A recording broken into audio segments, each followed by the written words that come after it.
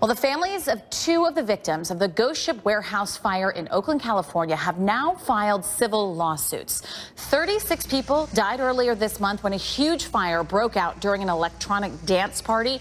Now, investigators are still trying to determine what exactly caused the blaze. But I'm joined now by Mary Alexander. She is an attorney who is representing the families of two of the people killed. Mary, thank you for joining me. Those two people, Michaela Gregory and Griffin Madden, both in their 20s. And I was reading through your lawsuit, and it details, particularly Griffin, how he died, and that it was minutes of him realizing that his fate was going to be death. It cannot be easy for these families to begin the process so quickly. First and foremost, how are they holding up?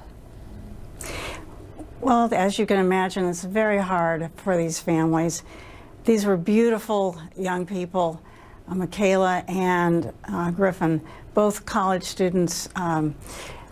Griffin had just graduated college, and Michaela was going to college and working two jobs.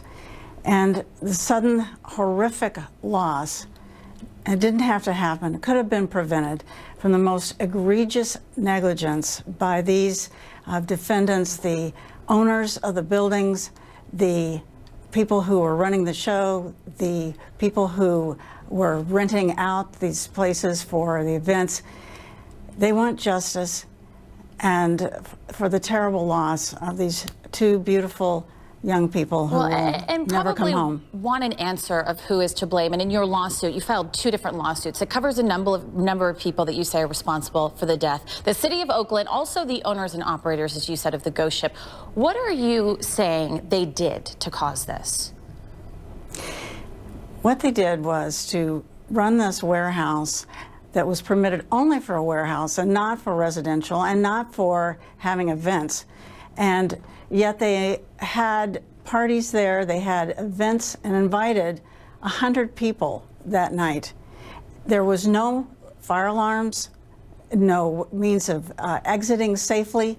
There were makeshift stairs from the second floor where the event was happening. There were no smoke alarms. No way for these people to escape the inferno that happened. Well, and in your lawsuit, you say the city of Oakland, they weren't checking as you normally would for any kind of permits. And they'd had complaints before of parties happening there. Now, no comment from those named in the suit, but we saw the pictures, and we've been putting them up on the screen. You had this in your lawsuit, pictures from inside the Ghost Ship before the fire. And you say this actually shows, and it proves, this place was basically a death trap. It was a death trap. It's hard to imagine a worse place that with all the kindling and the wiring, that once it caught on fire, it was just impossible for these people to escape. And there was notice, both, of course, to the owner, who has a responsibility to know what's going on in her building, but also notice to the city, and to the police knew, the firemen knew. This is only 600 feet from the fire department. And there's also a report that the fire department had an event themselves there. So they knew about it and yet did nothing. This was a public nuisance that they didn't warn about. They didn't protect these people. They didn't make sure that if people came there that they could get out. But it was not even supposed to be used for an event. This is really egregious negligence of the highest level. And we do want to make a point that we have reached out to those named in the lawsuit. We have not received a comment back. Mary Alexander, we do appreciate you being with us. Thank you so much. Thank you.